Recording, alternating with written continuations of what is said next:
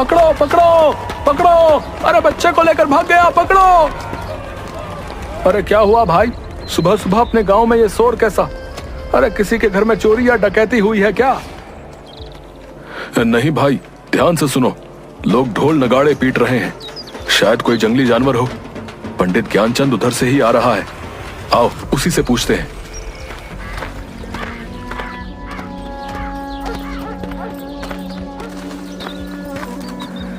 पंडित जी, ये कैसा शोर है? कोई जानवर गांव में घुस गया है क्या?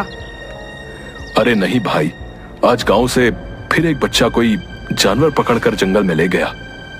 हे भगवान, अब तो हमारे बच्चे अपने गांव में भी सुरक्षित नहीं हैं। पता नहीं क्या होने वाला है। सुन रही हो भाग्यवान, बंकू से कहना घर में ही रहे, इधर उधर खेलने ना जाए।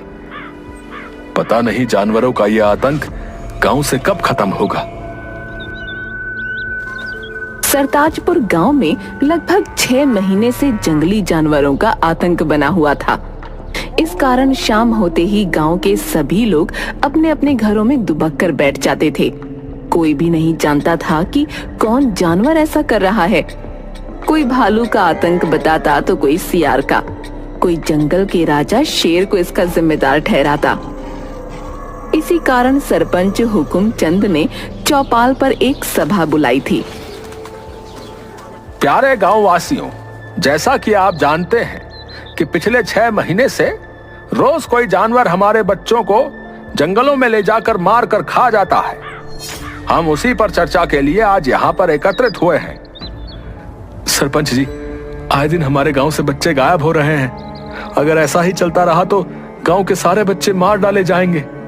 हमें कुछ ना कुछ तो करना ही होगा।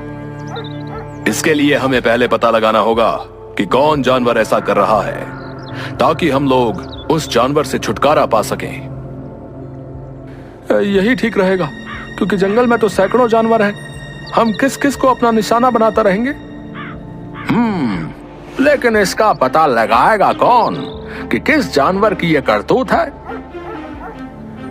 इसके लिए एक दल बनाना होगा जो जंगली जानवरों के गांव में प्रवेश पर नजर रखेगा। हाँ, यह ठीक रहेगा। मैं और कल्लू बाबा दोनों मिलकर रात में पहरा देंगे और पता लगाएंगे कि कौन सा जानवर हमारे बच्चों को गायब कर रहा है। तो ठीक है, फिर अगर तुम दोनों पता कर बता देते हो तो तुम्हें गांव की तरफ से 100 स्वर्ण मुद्राएं मिलेंगी, ठीक है? मरेगा, एक दिन सब मरेगा। ए बगले, चल भाग यहां से। जब से हमारे शमशान में रहने आया है, तब से ही पूरा गांव समस्याओं से घिरा है। भोगा एक अजीब सा डरावना व्यक्ति था, जो पिछले 6 महीने से शमशान में आकर रहने लगा था। कई बार शमशान के कुत्तों को मारकर खाते हुए देखा गया था। कुछ लोग इसे औघर बताते थे। कल्लू बाबा और जग्गी रात में गांव के बाहर पेड़ के मचान पर चढ़कर पहरा दे रहे थे। तभी सुबह करीब 4 बजे जंगल की ओर से कुछ खरखराहट की आवाज आती है। कल्लू बाबा, झाड़ियों के झुरमुट से कुछ आवाज आ रही है, चलो चलकर देखते हैं। हाँ चलो, तुम आगे चलो, मैं पीछे से देखता रहूंगा, ताकि पीछे से कोई जानवर तुम पर हमला नहीं कर सके। अरे कल्लू बाबा, तुम तो बाबा हो, भूत पिशाच को तो तुम अपने झोले में रखते हो।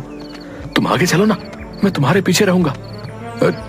ठीक है, लेकिन तुम पीछे मजबूती से डंडे पकड़े रहना। जैसे ही कोई आहट हो, सतर्क हो जाना। चलो आओ मेरे पीछे।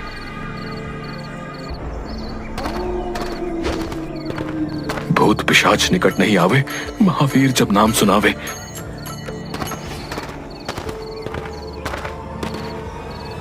तभी जग्गी के पैरों में कुछ लताएं उलझ जाती हैं, जिन्हें निकालने के लिए जग्गी कल्लू बाबा के कंधे पर हाथ रख रोकता है। कल्लू बाबा को लगता है कि कोई भूत उसे पकड़ रहा है। वो चिल्लाते हुए भागने लगते हैं। भूत भूत भूत, बचाओ बचाओ। जग्गी तुरंत पीछे मुड़कर भागना चाहता है। तभी कल्लू बाबा बचाओ बचाओ करते हुए पीछे मुड़कर जग्गी के गले को पकड़ लेते हैं। उसकी पीठ पर चढ़ जाता है। जग्गी को लगता है कि सचमुच भूत उसकी पीठ पर चढ़ गया। वो पूरी ताकत से दौड़ पड़ता है और लताओं से उलझकर कल्लू बाबा के साथ ही गिर पड़ता है। बचाओ, कल्लू बाबा बचाओ, मेरी पीठ पर भूत चढ़ा है, मर गया रे। अरे मेरे बाल बच्चों का क्या होगा? अबे चुप! पीछे से कंधे पर हाथ रखकर मुझे खुद डरा दिया और अब चिल्लाकर और डरा रहा है। बड़ा बाबा बने फिरते हो, भूत बैताल प्रेत पिशाच सभी को अपनी चोटी में बांध कर रखते हो और कंधे पर हाथ रखते ही डर गए। ढोंगी बाबा कहीं के। रुको रुको, गौर से ये आवाज सुनो। लगता है सचमुच कोई खूंखार जानवर हमारी तरफ ही आ रहा है। देख क्या रहे हो? भागो! दोनों भूत भूत चिल्लाते हुए गांव की ओर भागते हैं। सुबह होने ही वाली थी। कुछ लोग चौपाल पर आग ताप रहे थे। उन्होंने दोनों की आवाजें सुनी तो उनकी ओर लाठी डंडे लेकर दौड़े। बचाओ बचाओ, भागो भागो, पीछे भूत आ रहा है। अरे कौन सा भूत? अरे कैसा भूत भैया? तुम्हारे पीछे तो कोई नहीं है। अरे है, अरे सुनो आवाज सुनो, वो इधर ही आ रहा है, भागो। आवाजें लगातार बढ़ती ही जा रही थीं। सभी डर के मारे अपने अपने घरों में बंद होकर सहमे हुए खिड़की से देखने लगते हैं। तभी बंकू अपने घर से एक डंडा लेकर बाहर आता है। बेटा घर के अंदर आजा, देखो ना जी अपना बंकू बाहर चला गया है। अरे बेटा बंकू अंदर आजा, देख बेटा सभी लोग अपने अपने घर के अंदर हैं। नहीं पिताजी, हमारे कई दोस्त गायब हो गए हैं। आज हम भी देखेंगे कि कौन है जो हमारे गांव के बच्चों को गायब कर रहा है। मरेगा, सब मरेगा। तभी उधर से जुगनू की आवाज आती है। बंकू, अरे भैंसिया का रस्सी पकड़, अरे आधे घंटे से पूरा गांव दौड़ा रहा है। बंकू भैंस की रस्सी पकड़ लेता है। भैंस के पैर के पीछे एक बाल्टी फंसी हुई थी, जिसके ईंट पत्थर से टकराने से आवाज निकल रही थी। भैंस तो मैं द्वार पर बांध कर आया था, फिर ये खुली कैसे? वो माँ ने कहा कि बाहर भैंस को ठंड लग रही होगी, उसे गौशाला में बांध दो। भैंस बिदक कर भागने लगी, भागते हुए उसके पैर में बाल्टी फंस गई। जग्गी और कल्लू बाबा, हैं? तुम लोगों के डरपोक होने के कारण आज पूरा गांव भयभीत हो गया भाई। वो तो बंकू ने बहादुरी दिखाई, लेकिन बात तो यही है कि आखिर बच्चों का शिकार कौन कर रहा है? तभी सेठ मंगत लाल रोते रोते आता है। सरपंच जी, मेरा बेटा सुधीर घर पर नहीं है। नौकरों ने बताया कि सुधीर को शेर दबोच कर ले गया है जंगल की ओर। हाय मैं लुट गया, हाय मैं बर्बाद हो गया, मेरा इकलौता बेटा। धैर्य रखो मंगत लाल, धैर्य रखो। हम सभी उसी का उपाय ढूंढने के लिए यहाँ इकट्ठा हुए हैं। सुधीर मेरा भी दोस्त था, हमें उसे ढूंढना ही होगा। बंकू घर में बिना बताए जंगल की ओर चल देता है।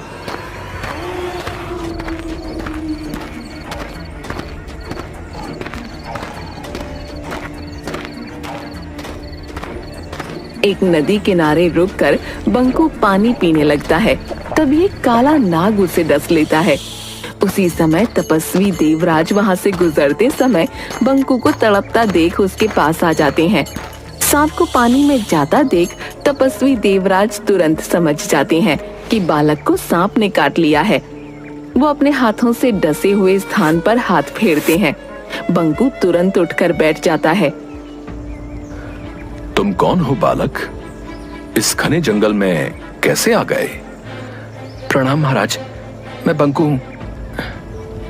मेरे गांव से प्रतिदिन एक बच्चे को इस जंगल का शेर लाकर मारकर खा जाता है। मैं उसे ही खोजने आया हूँ। तुम्हारे इस नेक कार्य से मैं प्रसन्न हुआ। जाओ, मेरा आशीर्वाद है कि कोई भी तुम्हें मार नहीं सकता। जानवर के सामने तुम में उससे 10 गुना शक्ति आ जाएगी। बंकू वहां से चलकर शेर की गुफा के सामने उसके गांव के बच्चों का बहुत सा कपड़ा पड़ा दिखाई देता है। वो जोर से चिल्लाता है, बच्चों का शिकार कर खाने वाले कायर शेर, बाहर निकल। दम है तो मुझसे मुकाबला करके दिखा। अबे बिद्दी बालक, भाग जा यहां से।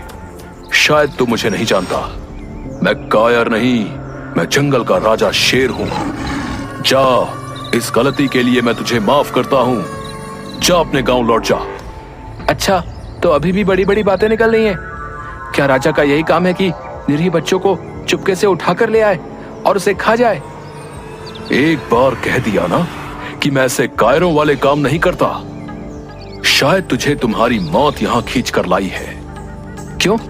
एक बालक के सामने अपने कुकर्मों को बताते हुए शर्म आ रही है?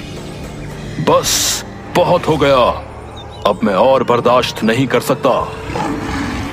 शेर छलांग मारकर बंकू को दबोच लेता है।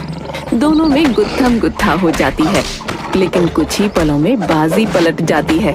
तपस्वी देवराज के दिए हुए वरदान की वजह से बंकू शेर से जीत जाता है। कौन हो तुम बहादुर बालक, और मुझ पर ऐसा इल्जाम क्यों लगा रहे हो? मैं सरताजपुर में रहता हूँ, जहाँ से तुम कल भी मेरे दोस्त सुधीर को दबोच कर ले आए हो, जिसका प्रमाण तुम्हारी गुफा के सामने पड़े कपड़े हैं। हाँ, इसको तो मैंने भी देखा है, पर ज्यादा ध्यान नहीं दिया। शेर तुरंत अपने गुप्तचर सियार को बुलाता है। गुप्तचर सियार, पता करो कि कौन मेरी गुफा के आगे ऐसी घटिया काम करके कपड़े फेंकता है। महाराज, ये काम किसी आदमी का है। देखिए, कोई कपड़ा फटा हुआ नहीं है, सभी कपड़े सही सलामत खोले गए हैं। जबकि अगर जानवर करता तो कपड़ों के चीथड़े होते। देख लिया, कोई हम जानवरों को फंसाने के लिए ऐसा काम कर रहा है। ठीक है, लेकिन आखिर ऐसी घिनौनी हरकत कौन कर रहा है? मैं सामने पेड़ पर से आज रात नजर रखूंगा। रात भर बंकू मचान पर जगा रहता है, लेकिन वहाँ कोई नहीं आता। करीब 4 बजे उसे नींद लग जाती है और वो सो जाता है। तभी चिड़िया की आवाज सुनकर बंकू जग जाता है। वो देखता है कि कंबल ओढ़े हुए एक आदमी सुधीर के कपड़ों को शेर की गुफा के आगे फेंक रहा है। बंकू मचान से उतरकर उस आदमी को पकड़ लेता है। भौंकता कहाँ है? जरा अपना चेहरा तो दिखा। भोगा, तुम तो गांव के सारे बच्चे तुम ही गायब कर रहे हो।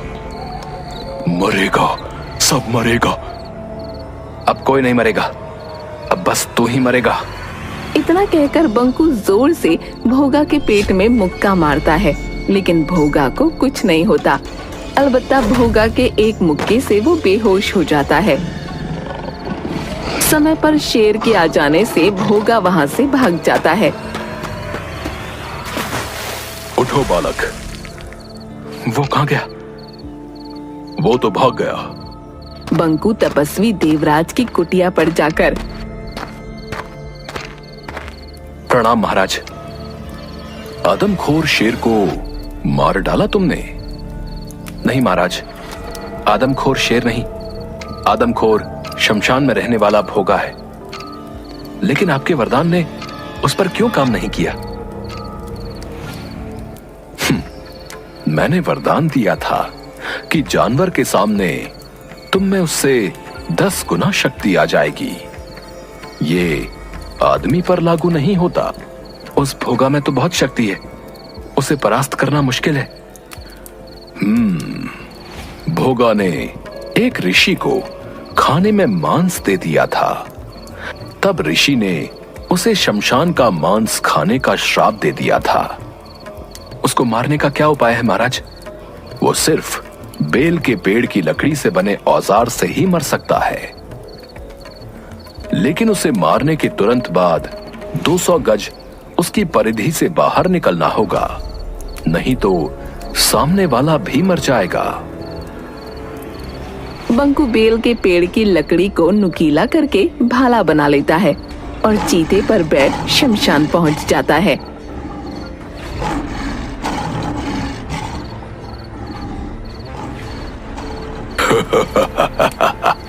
आ गए, आज तेरी मौत तुझे यहां खींच लाई है। अभी तुम्हारे दोस्त सुधीर को ही खाने जा रहा था, लेकिन अब पहले तुझे खाऊंगा। चीते, तू भाग जा, नहीं तो तू भी मारा जाएगा। पहले तू बचकर दिखा, ये ले। बंकू भाले से कई बार वार करता है, लेकिन भोगा को कुछ नहीं होता। बालक, हो गई हसरत पूरी। अब तू मेरा शिकार बनेगा। तभी अचानक तपस्वी देवराज वहां प्रकट होते हैं। बंकू, भाले को उसकी नाभि में मारो। बंकू जैसे ही भोगा की नाभि में भाला मारता है, एक विस्फोट होता है। बंकू तुरंत चीते पर बैठकर 200 गज दूर हट जाता है। भोगा का शरीर वहीं भस्म हो जाता है। बंकू को सुधीर के साथ आते हुए देखकर गांव वाले खुशी से उछल पड़ते हैं। सेठ मंगत लाल और सरपंच हुकुम सिंह बंकू को इस कार्य के लिए 500 स्वर्ण मुद्राएं देते हैं।